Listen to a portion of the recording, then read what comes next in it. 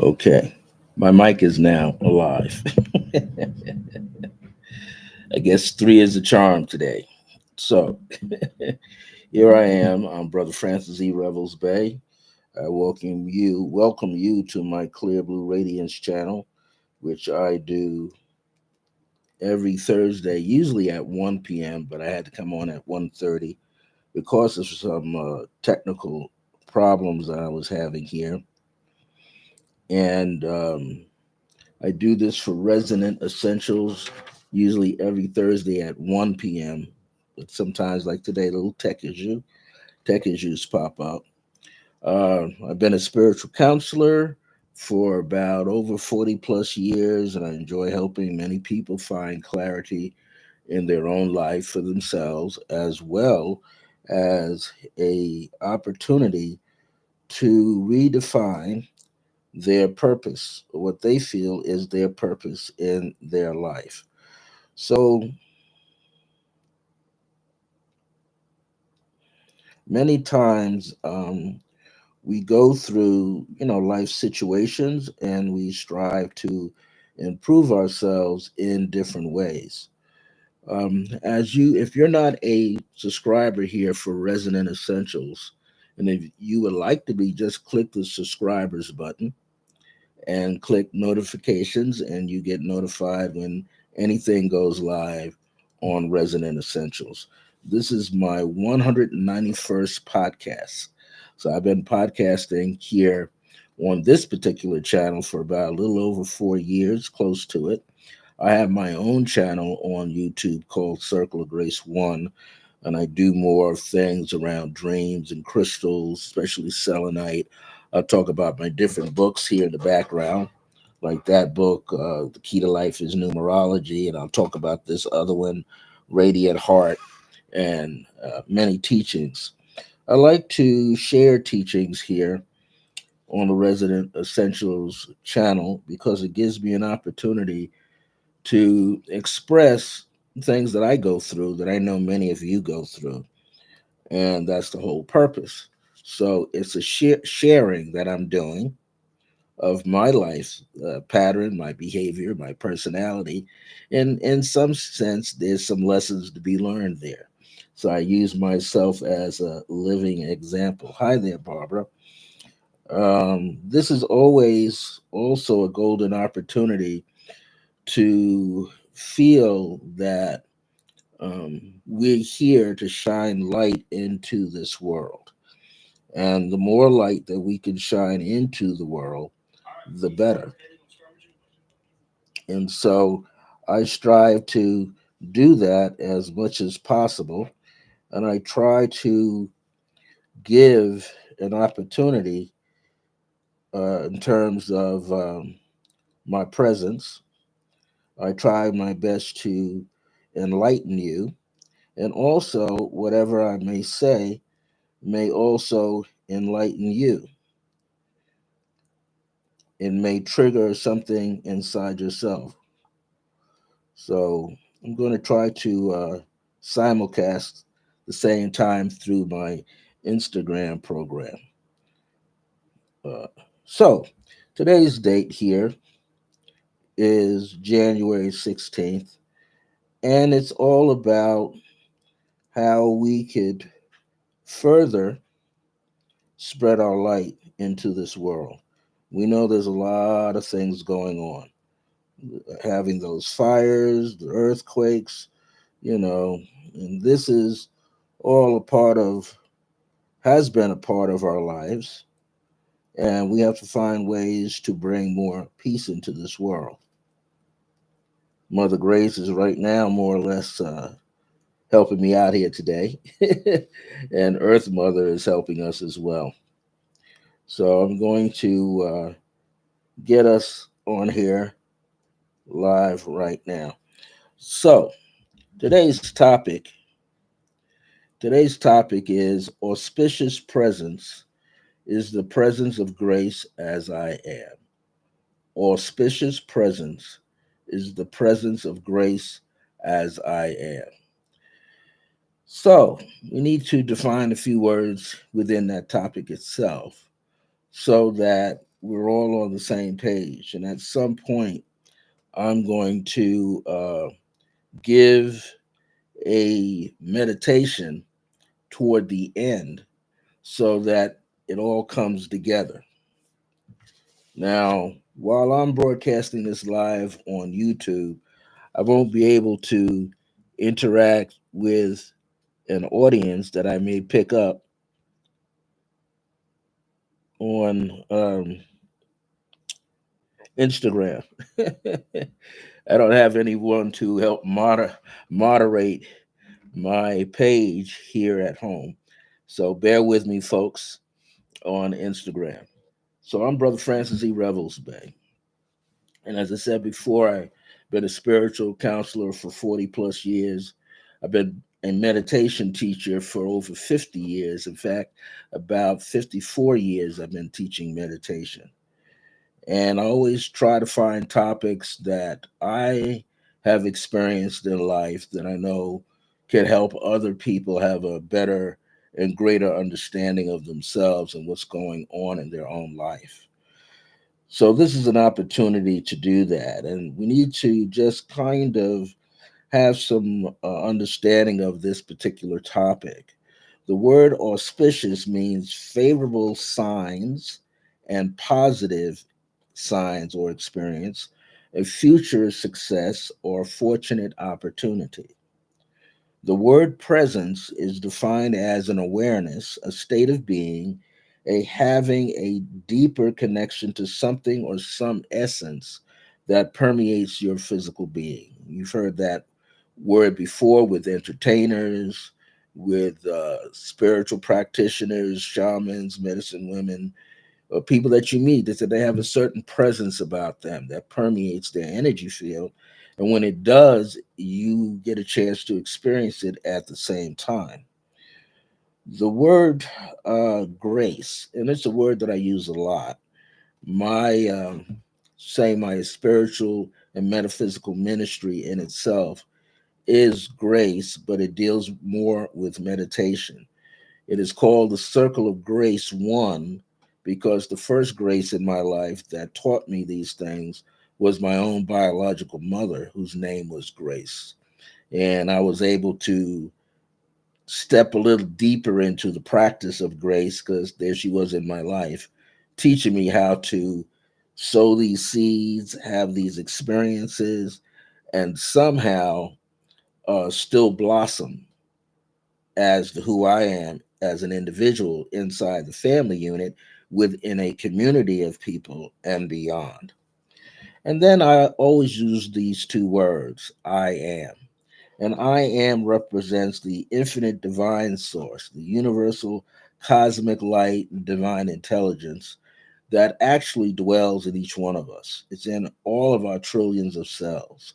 And we say I am, most of the time, we refer to as our personal self. So it's the capital I with lowercase a and m. So we're usually talking about ourselves. Sometimes when we talk about ourselves too much, it becomes more like our ego starts to take over. Our job here on earth is to take our personal ego and blend that with the divine presence known as I am, that which is more infinite and more expansive. For when we strive to do that, we are seeking higher consciousness all the time. And we are elevating our consciousness into higher states of awareness. I always say to a lot of my students that we need to grow our awareness, become more sensitive to things, people, and situations happening in our life. Now, you can do that through health. You could do that through sociology type matters, psychology, politics. However, you feel drawn to do so. I never tell anybody what to do. I'm just sharing some thoughts, concepts, and ideas with others. When we move throughout our life, we will want to have more favorable experiences. And we're always striving to have favorable experiences. But we do have our share of negativity. We meet various people who can become jealous of what we're striving to do for ourselves. And we meet other people who have, as you see all around you, people have various prejudices happening that they seem to, live by. A lot of those people grow up that way. Um, but it's something that they learned and it's something that they can unlearn. And so we're on this planet, trillions of us on this planet, like trillions of cells in our body, trying to find some way to express our divinity or find out if we are divine beings, or find out, do we have a part of us that can be very empathic? Are we psychic people? Are we intuitive people? We know that we can be creative. Even the most uncreative person is creative. They just don't know how creative they are. Usually, when people tell me I can just draw a stick figure, I tell them you're free. If you can just draw a stick figure, you don't make it so detailed, you have more freedom than the artist, because the artist had to break away from drawing stick figures to actual form and shape, and had to pay attention to the form of a body, a shape of the body, the background that's behind the individual or the object. They had to take all of that into consideration to recreate or interpret what they see. But there's a lot of rules and regulations that goes with creating paintings and drawings according to what the standard of art is to be.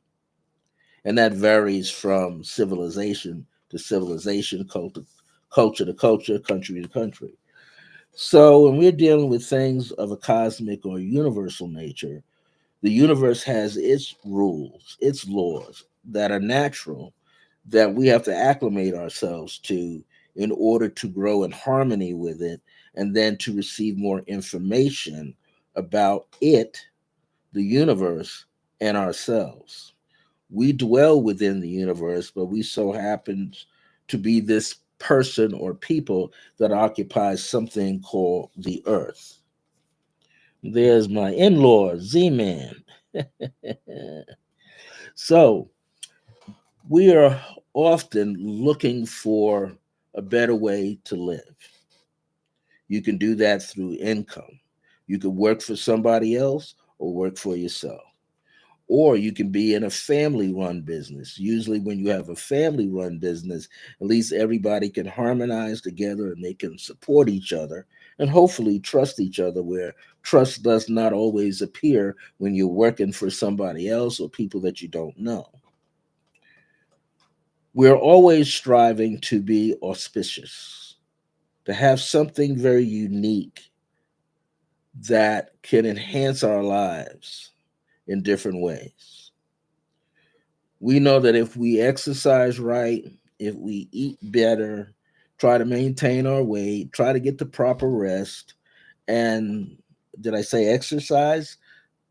Do as much as we can to feel better about ourselves, that's an enhancement in our lives. Then who we care to communicate and associate with, that can also enhance our life or bring it down a notch. We know that sometimes you can have people in your life, but they can't go everywhere with you. I'll say that again. Sometimes you can have people in your life, and I'll say this, that you think you are close to, and you find out that you are not. And sometimes you can't bring them everywhere that you go. Now, I know many of you experienced that one friend or two that was always loud, always an embarrassment, and always tried to embarrass you at certain times when you needed to seek someone's attention or someone's connection. And you brought that friend along, and they just didn't really care. They might have had some rare, colorful language to use around you, and then want to know why you not, integrating that into your current situation with the new people that you're trying to get along with. So sometimes we have to be very particular of our environments and our people. We have to make sure people are on the same page with you. You have to make sure that you are, hmm, If you're under the same roof in terms of your beliefs, some of us get along with people who are the same political structure that we, vibe with. Some people are with you or not with you. But the whole thing that I'm trying to express is that we always have to show more love for ourselves. That's going to be highly important. And it still is important. It doesn't matter if you're mom, dad, sibling, you know, child, each and every person within that unit still has to find themselves. And you have to find a way to define yourself so that you are more of an individual within that family unit, so that you kind of stand out separately from everybody else. You might have the same last name, might have the same parents, but you still have to be different. And you have to find a way to express that part of yourself. And that part of yourself is a precious part of yourself. So you have to be careful about who you share your wisdom with, who you share your heart with, who you share your life with. Sometimes, in order to maintain a presence in life, you have to be willing to show your presence, show that inner light. You can do that by being humble. But sometimes, under certain conditions, you can't be this real humble man or woman. Sometimes you got to let the lion out the cage. You got to let the dragon out and let people see it. That doesn't mean that you have to be loud, but you do have to carry yourself in a way that you can be seen. So it's not just being humble, but it's also being truthful to who you are. What is the word people use?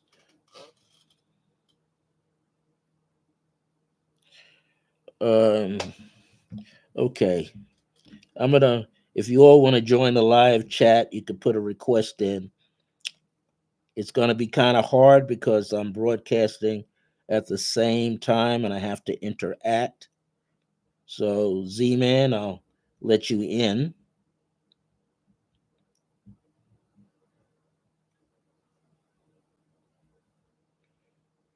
and you'll pop up in there. But we may not be able to talk back and forth. So one of the things that takes place is that we are striving to be a better person. We're striving to show the reality of ourselves, to be more authentic. Let me get more people here. To be more more authentic, to be original in our thinking, and to be original in our presence. And this is highly important. The more authentic you can be, it's actually allowing you to have more strength. Even when you're being authentic, authentic also means the ability or the courage to show a weakness, to be more transparent. So that in itself can be very difficult, and not many people can do that. We can laugh at ourselves, but can you cry in front of a an audience, so to speak, of people that you don't even know? That's actually being more authentic than just being funny or just being outspoken.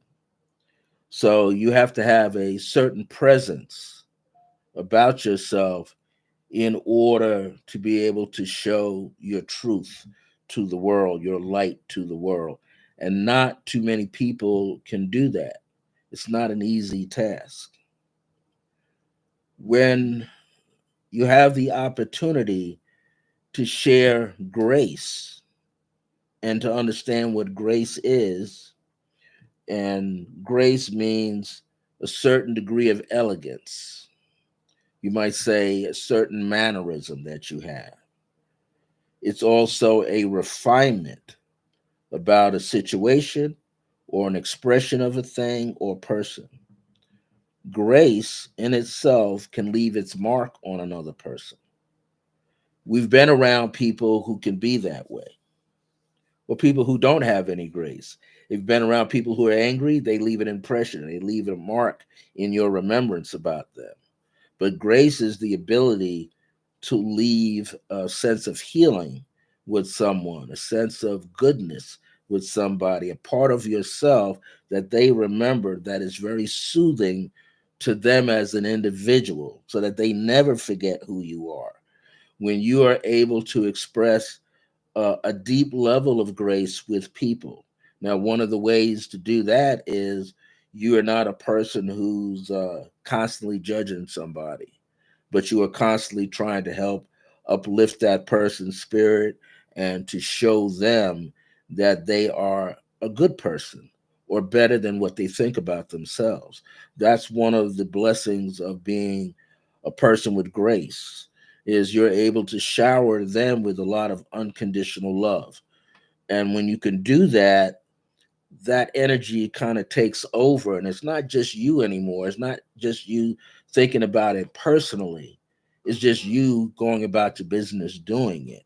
And you're really not looking for any accolades. You just do it. So the ability to express grace as a presence alone, and it takes many years to do that. It's not something that happens overnight. Then your relationships can become auspicious, very favorable. But what happens is you become more magnetic. You express more light and you become more magnetic, which means you start drawing all kinds of people to yourself. The only difference is that you have a greater discernment than you would have had before if you didn't have grace pumped into your auric field, into your brain, into your heart. So you're able to draw the right kind of people into your life. And if you're not aware that you're drawing the right kind of people, you'll notice that people that were weighing you down kind of kick themselves out of your life. That usually happens. They do that by being mad at you. You know, they call you all kind of names. And you can't wait to let them go, and they kick themselves out. So there's this innate power that you are able to carry with yourself in life, and it takes a long time. I'm 72. I've been honing the skill about grace for 50 years, and only the last 10 years I got it. Part of having grace in your life, a lot of people see me on here laughing all the time, is you got to be able to laugh at yourself. You can't wake up every day and say that you're the most perfect person and that you are better than someone else. We're actually all on the same page, we're all on the same playing field. We just play in the game of life at a different time, under different conditions. So it's very important to pay attention to your own presence. And the way you can do that is, before you leave your home every day, stand in front of one of your house mirrors and see if you're relaxed. If you are relaxed enough, it'll look like everything around you fades out and all you see is your eyes. That may look or appear to be very shocking, but it lets you know just how high your energy is, where you can look in the mirror and you don't see anything else but your own eyes gazing back at you. That lets you know you're on really on a pathway to becoming more of your higher self. The higher self is your inner reflection of divine source inside of you.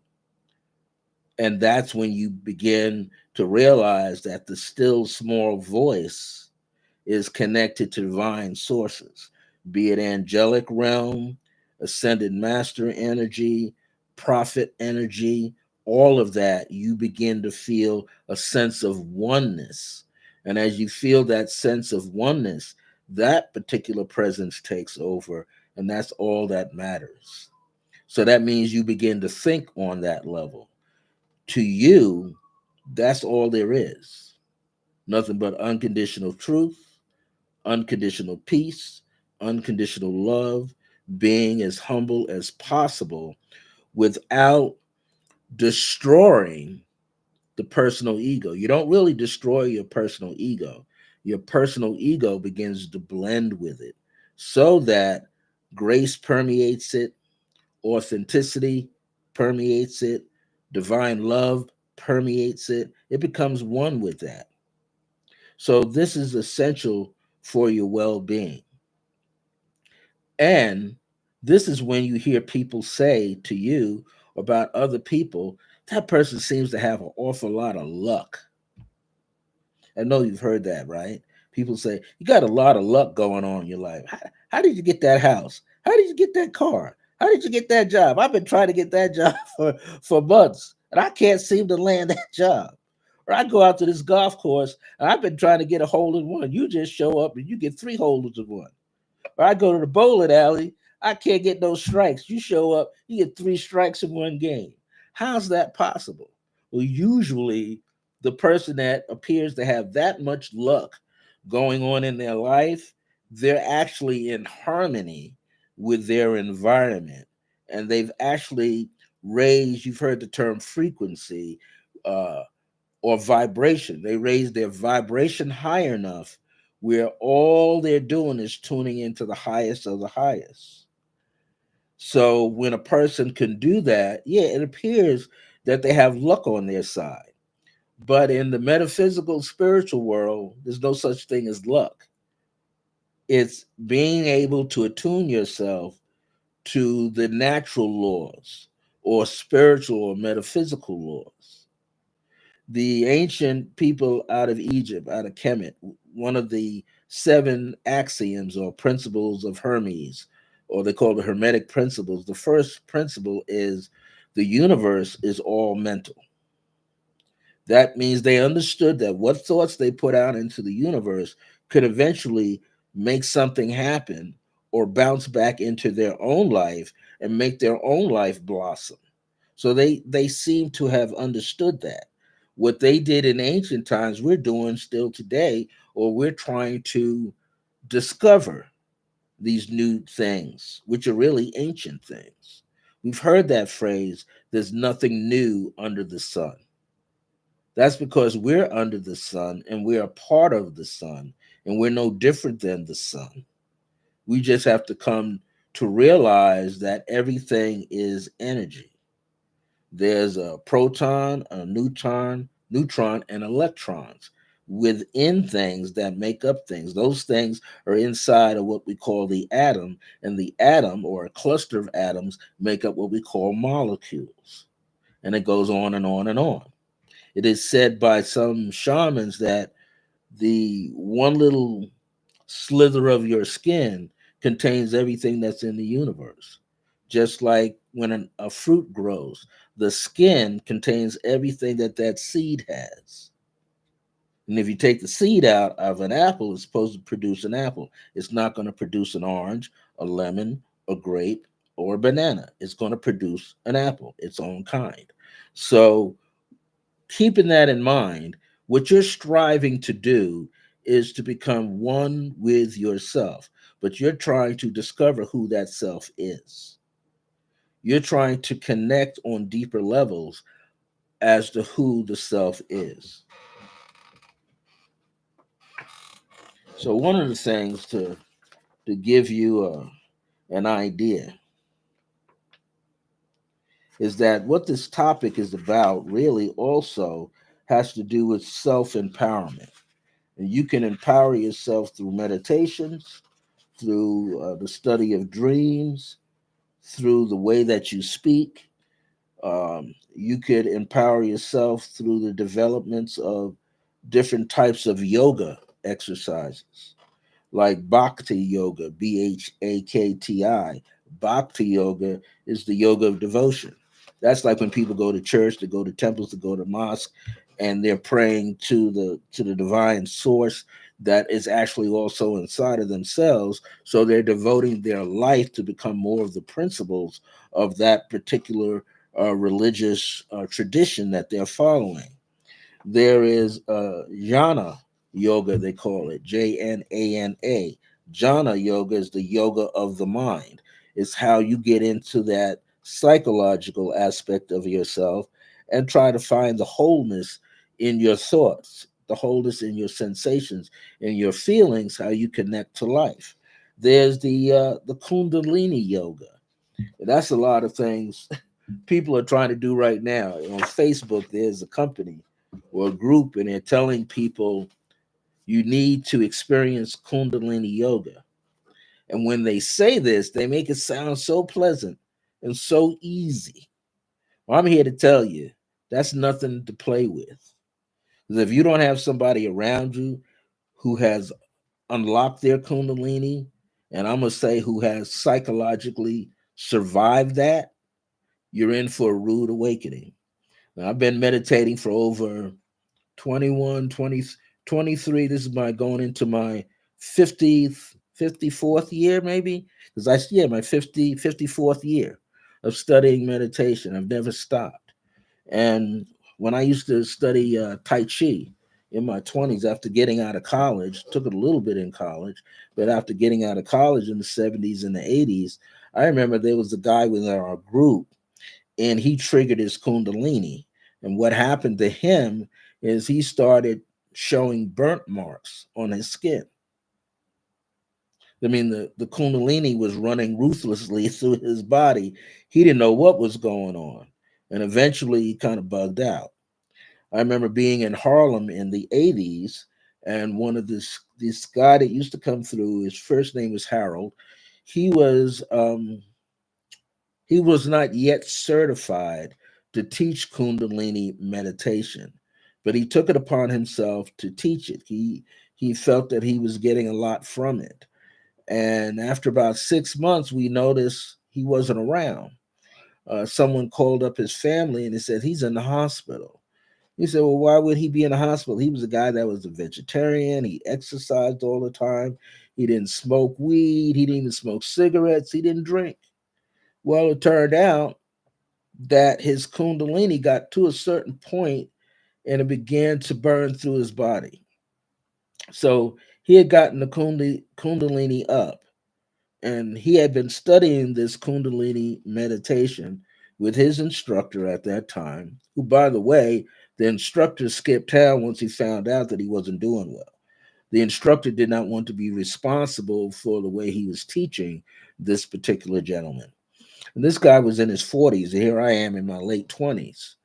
And his family said that he started developing ulcers in his body, ulcers in his intestinal tract, ulcers in his stomach, ulcers in his liver, and it kept on spreading. And eventually, what happened was he had one of those experiences that is known as instantaneous combustibility, meaning that the nerve system, which is electrical in the body, would short out and would start bursting in flames. So he got extremely hot, days or weeks. The doctors couldn't figure out what was really going on. And then they saw his skin light up, flame, a flame, basically, all along his left side of his arm. And that's because the person who was teaching him how to raise the Kundalini didn't know about all these other things that could take place. And because this guy, Harold, was a very mental person, he didn't realize that he was pulling on the chi mentally, couldn't keep it around the spine, and it spread through the body. And eventually it was burning through the nerve system, and he experienced it, his arm catch it on fire and it basically died after they got that all under control. He died like 2, 3 months later, and this was back in the early 1980s. And so when I see people say, "Hey, Kundalini can help you be calm," they have no idea. Not only helps you be calm, it'll blow you out. That's not something that you don't play around with because whatever they're teaching, the Kundalini has to go from the root of the spine through the spine all the way up into your third eye. Then it has to ignite the third eye like a spark plug. And when it ignites the third eye like a spark plug, it there triggers the pituitary, which then bounces up into the crown of the head. Now, once it's up there, however long it usually takes about 6, 7, 8 year process, then it has to come back down. And I've experienced it under an initiation called Shaktipa on April 7th, 1977. So I was fortunate where I had somebody monitor the path of the Kundalini. And about 11 years later, it felt like the brain folds were opening up and I was sweating again. And I began to see what they call creation. You actually see a living cell in your mind's eye, and you see it split into fours and eights and 16s. And that's the experience of the Kundalini coming up and eventually tapping into the crown. Now it takes another 6 or 7 years to go back down, all the way down to the spine. So you might say the awakening of the Kundalini can be a 10, 15, 20 year process of making one whole cycle. And you're lucky if you survive it, and fortunate if you experience it a second time. Not bragging. In my case, I had to experience it 2 more times, but I had it under control. So, but what it does do, it's more than just relaxing your body. The awakening of your Kundalini goes through all of your chakras, and it's about gaining enlightenment. This is what happened to Siddhartha Gautama in India back there in the early 1800s, or it may be farther than that in time in India, where he became an ascetic monk. He was born into a wealthy family. He wanted to experience all the stages of life. And then eventually he became sitting under the Bodhisattva's tree, if I'm pronouncing it correctly. And there he remained for many years, being attended to by his servants, fasting and eating very little food. He eventually experienced illumination in the brain and received enlightenment. Now, it could happen faster than that, but these things happen in stages. So it's an auspicious presence with yourself and time when you could truly experience what that is all about. It's something that not everybody can do. That's why you see the slim statues of the Buddha with all the petals that make up the hair. And that represents the 10,000 things, the infinite degrees of enlightenment and awareness. And enlightenment is not, once you attain it, it's not just one time, it's a constant cycles and revolutions, just like our sun goes around a greater sun, our galaxy goes around a bigger galaxy. So it takes time to have higher consciousness. And Kundalini experience is not something to be played with. They'll soon find out because it's not, there are no shortcuts for it. So, in this particular topic today, it's all about how you can improve who you are, how you can become more of who you are. Does it stay with you for a lifetime? Oh, say that again. If done successfully, does it stay with you for a lifetime? Yeah, but here's the key. You Z-Man's question on Instagram, does it stay with you for a lifetime once you go through the process of Kundalini raising? Well, it can. There are times when it escapes you. The only way that you can literally keep it around, the enlightenment and the feeling of the Kundalini, is you have to meditate daily. That's the key, is you have to meditate daily. You hear people talk about, walking barefoot on the earth to ground yourself. You got to even do more than that, because you can ground yourself, but think of the Kundalini. It represents the serpentine fire. So it's the negative and positive poles in your body that once they get ignited and they start looping around your spine and in your spine, they touch all the chakras, and all the chakras have psychological effects. Like the root chakra is feeling grounded, or do you feel fearful enough where you start to run away from things? Because it's about regaining the sense or the feeling of power. Many people can't handle power.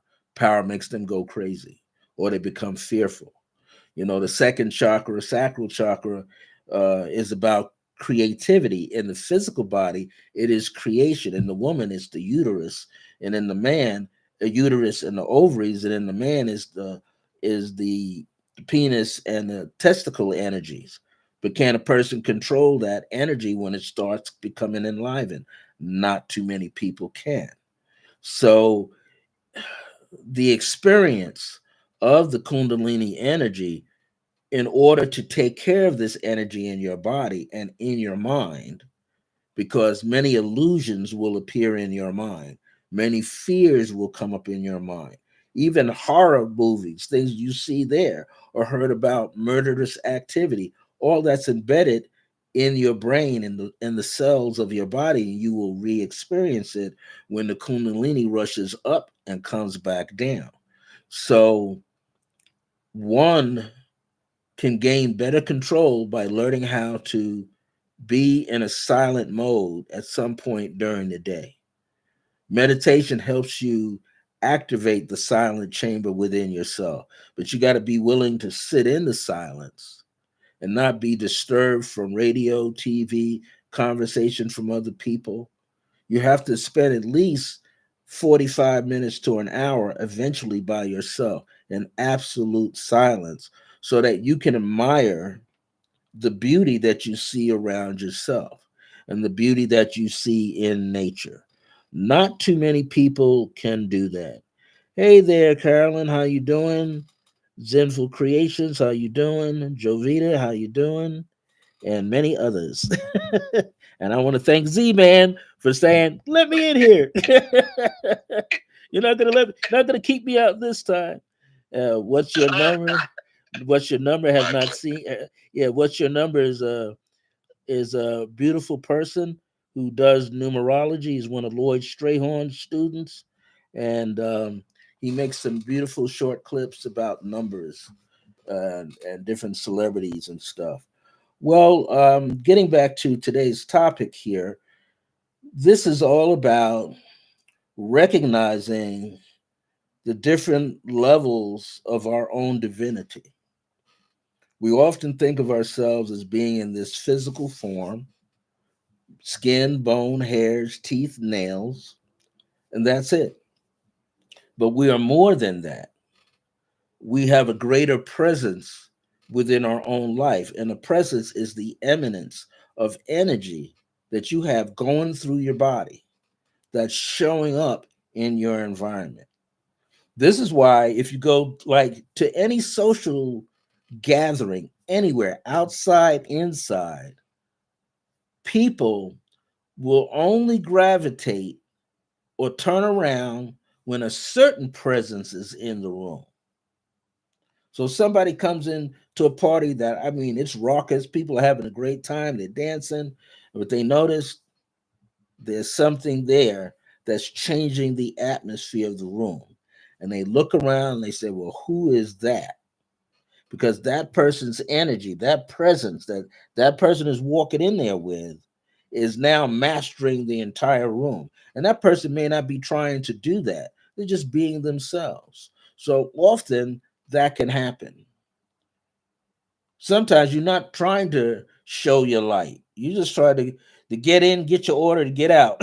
You're not trying to show your light. You just try to go get some gas, put it in your car, and leave. You're not trying to engage with too many other people, but it does happen naturally because you're exuding a certain not just a confidence, but a beautiful energy that makes people want to hang around you. And many people have that. Many people have that in their homes. And then you have some people come over and they don't want to go home. And you saying, man, they done been here 3, 4 hours. I want to go to sleep. Now I gotta like literally throw them out of my house so I can have some rest, I can have some peace. But that's how your presence is, how your presence can affect uh many places. And this is why when you see, like, say, politicians out there with their bodyguards, the bodyguards are trained on some level to sense things, and they can sense when somebody's about to do something. They could read the body language of the person, or they notice the person doesn't give them eye to eye contact. However, when they meet those people that can give eye to eye contact, those people who they're looking for, they can't find them because they give a certain presence where we used to say on the street, the lights are turned on, but ain't nobody home. They're looking at the person, they can't sense anything, so they leave them alone. That's more dangerous than the person that's showing an intentional light to try to be disruptive. So, this presence that we all carry, it can impact not only partners in your life, be it romantic, marital. And animals do it all the time. They have a certain presence. You either know they're there or they aren't there. You can affect a whole, influence a whole neighborhood by your presence. And when you go, people feel that presence go with you. They feel a sense of emptiness. So, again, it's important to understand these words. Auspicious is a favorable sign, a positive sign that there's going to be success happening around a person and there are fortunate opportunities. The word presence alone is awareness, being present, showing up, showing who you are without bragging about it, just being yourself, basically. And grace is a certain refinement of energy. There's a beauty, there's a harmony, there's something poetic about an individual that stands out and remains with the people that it impacts. And then the word I am in capital letters, that's the cosmic force of intelligence, cosmic light, infinite light, divine source.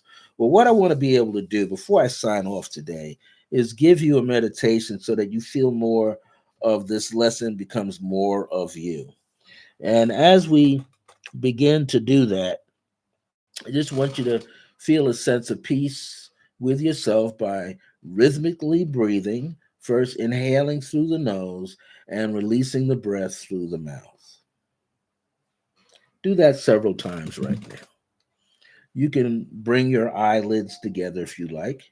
You don't have to let them stay wide open.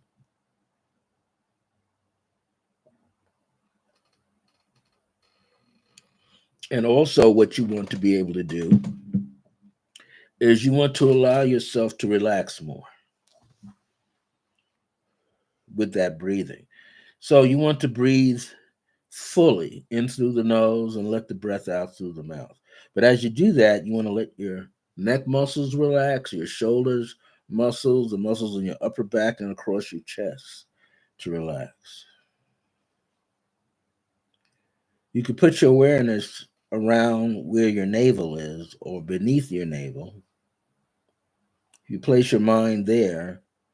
As you're inhaling and exhaling, you're actually bringing the energy down to that region, to that part of the body, which allows you to breathe more fully.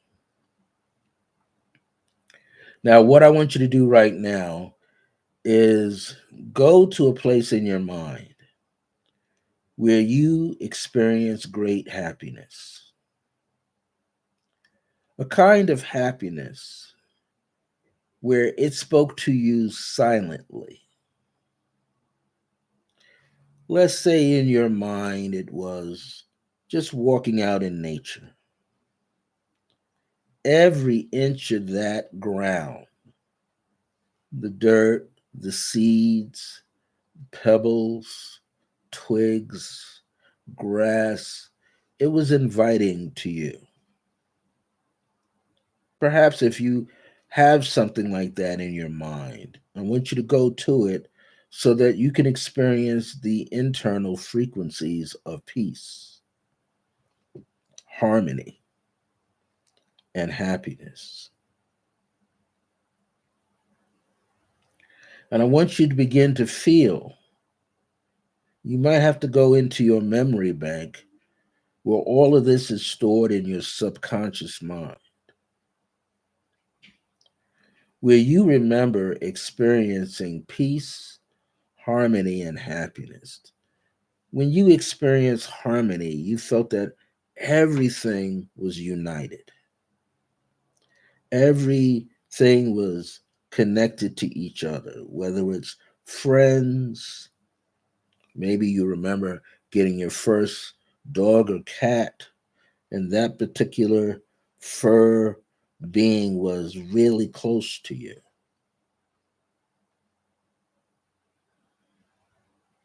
You begin to absorb that memory. Great joy and great peace begins to fill you up.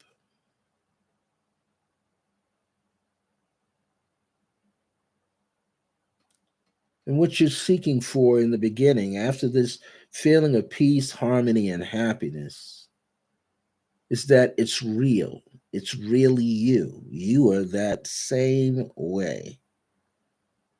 This is one of the most authentic expressions of yourself, which is joy.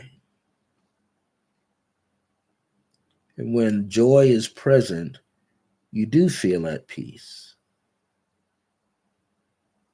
It's a comforting peace.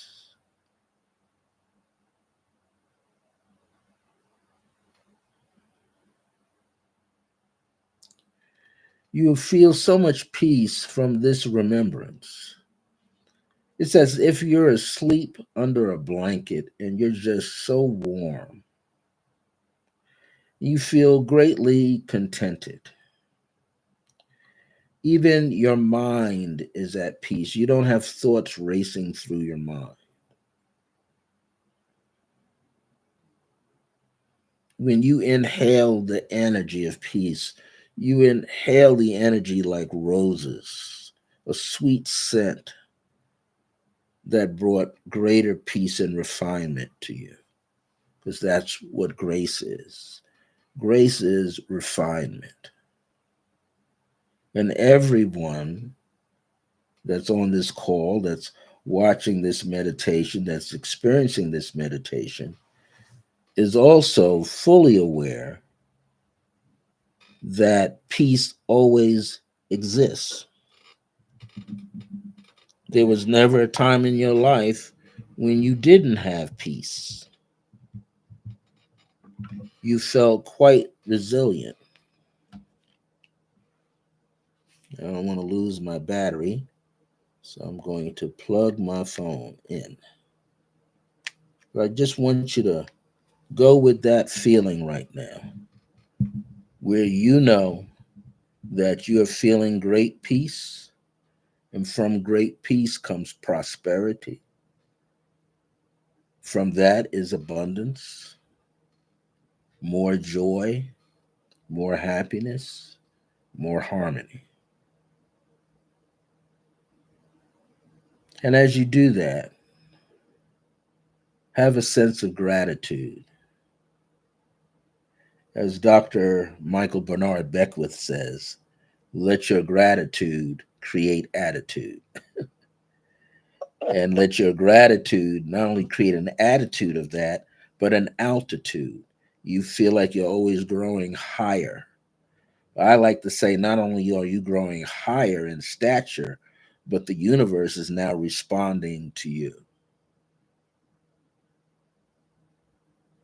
And as you allow yourself to feel that presence of light, allow yourself to feel accomplished. And that in each and every moment of your day, you have more accomplishments. There's one more thing I'm going to add into this. There are different timelines that you can experience. We all seem to be engaged in this one particular timeline where there's a lot of confusion, a lot of anger, wars and the thoughts of wars, disappointments and division. But there are a multitude of timelines. We all have our own.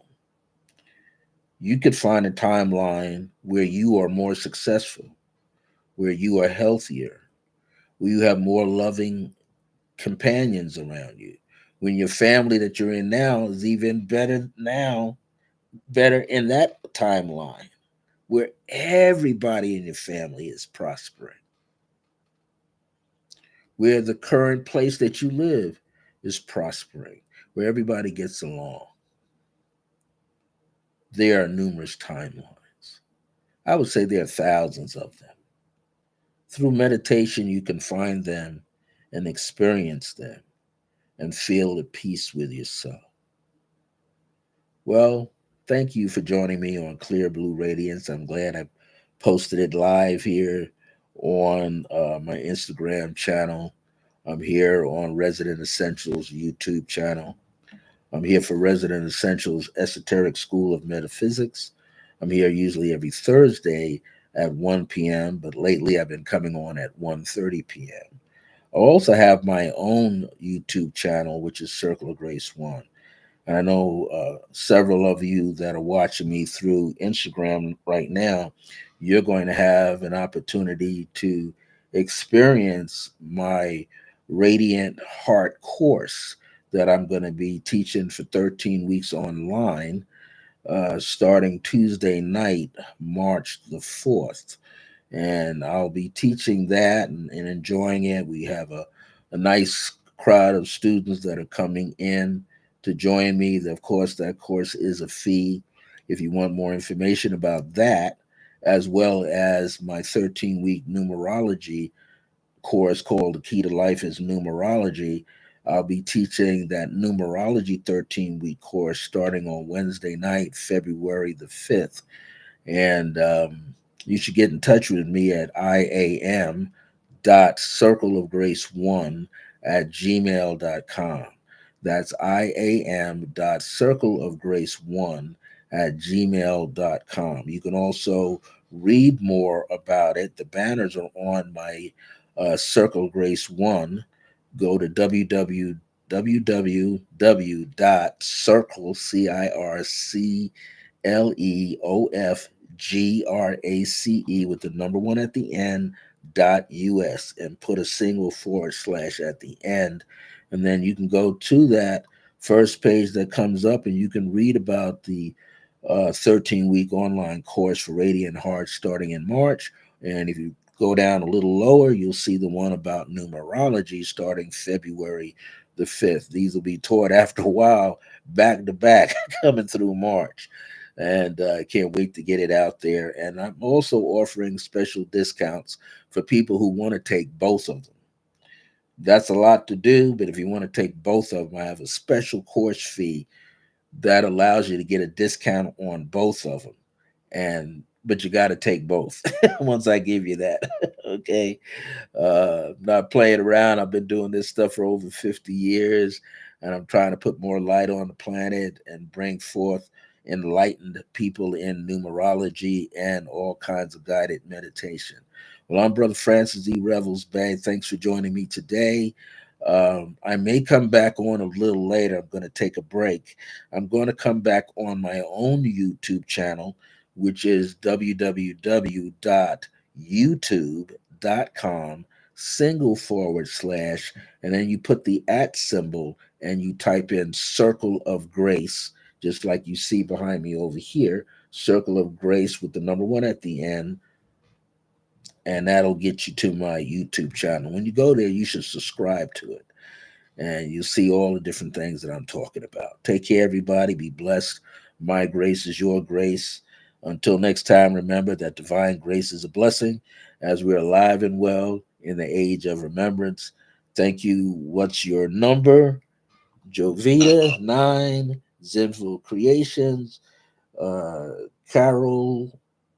Ooh, that's a long one, but you know I know you. Z Man, thank you. Watson, RL, thank you. Soul Scribe, Omaria, thank you. D Scott 58. Who else? Ms. Pieces was here. Workout Rosie was here. Workout Rosie was the first one, but when I saw Z Man, I was like, Z Man's here. All right, everybody. Thank you so much for your time. I'll see you all next time.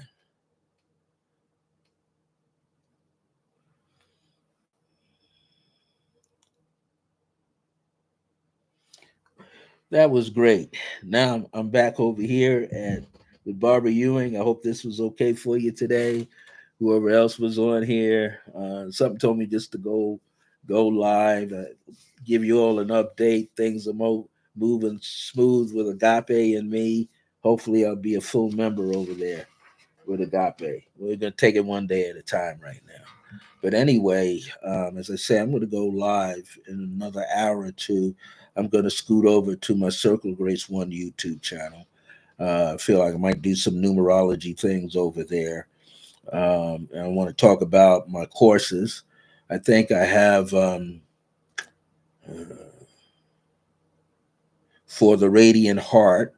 Um, Barbara, you're there, and Corey will be there. One of the women that showed up over here for the broadcast on Instagram, named Carol Hills, she will be there. There's she follows Lloyd, and who's a other person, Yvette Willis will be there. So it'll be four of you, and before I know it, might be five or six, maybe seven for Radiant Heart. That course will jump off for Tuesday night, March the 4th. So we'll be on Tuesday night, March the 4th at 8 p.m. Okay, so I'll keep everybody up to date with that so that we, have a very fun packed course and enlightened course. And those people that are watching now that also may join my numerology, that's going to start Wednesday night, February the 5th. So people are going to have to jump on it right away so they could, be a part of that. Um, Before my throat tightens up, I'm going to get off here. Thanks for joining me today. Barbara, I know you got here. Uh, I know who snuck in here. I'm a teaser. Indigo Moon was in here. Holly Hemmett was here. We also may have had Samara join us. And I'm glad you. I'm getting more excited too as days are going on with all the things that are transpiring around me at this point. Yay! Yeah, Indigo Moon. We're gonna have fun. You, Barbara, and a few more people out of Lloyd's class is gonna be joining that class too. We're gonna have some great fun learning about Radiant Heart and how to kick that vibration in with the higher self. And the two of you have already done it through through the decree course. You made your connection, so this is just going to make it more enlightening for the both of you. So we're going to have a good time, and I do have to get back to my promise of putting up some additional free videos where I got to put them in on my website. That's where I really want the free videos to show. I got one up there already, but I need to put another one. The first one I think announced the free video, so I got to go back and try to put up at least one or two short videos for free every month. Well, take care of yourself. See you all soon. Can't wait to see you all at that workshop, that 13-week course. We're going to have some fun. If you have any questions, feel free to write them down. It'll also help solidify the course, make it more solid. You don't have to wait till we get started. Just, put them out. It, of course, is based on the book Radiant Heart. So make sure you got your book. But you don't necessarily need it. But if you want to be able to read ahead, then you want to be able to do that. So I can't wait. I'm getting excited. I better go take a nap. I'm talking way too much. My grace is your grace. Until next time, know that divine grace is a blessing as we're alive and well in the age of remembrance. And look to see you soon.